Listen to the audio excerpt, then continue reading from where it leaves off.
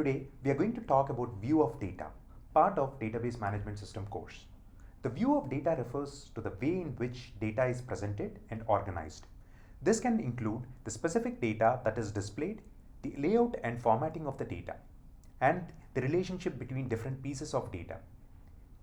In a database management system, views are used to customize the way data is displayed and accessed. A view is a virtual table that is created by selecting and organizing data from one or more tables in a database. A view does not physically store data, but rather provides a way to access and manipulate the data stored in the underlying tables. There are two types of views in a DBMS. Materialized views. A materialized view stores a copy of the data from the underlying tables in the view.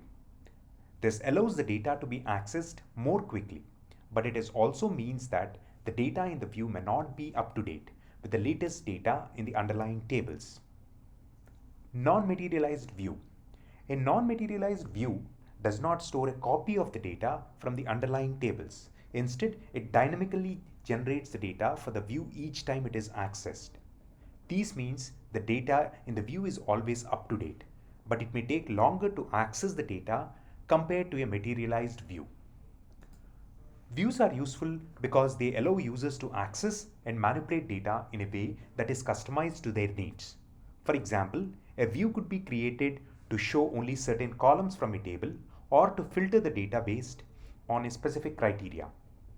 Views can also be used to provide a layer of security, as they can be used to limit the data that the users are able to see. Thank you for watching.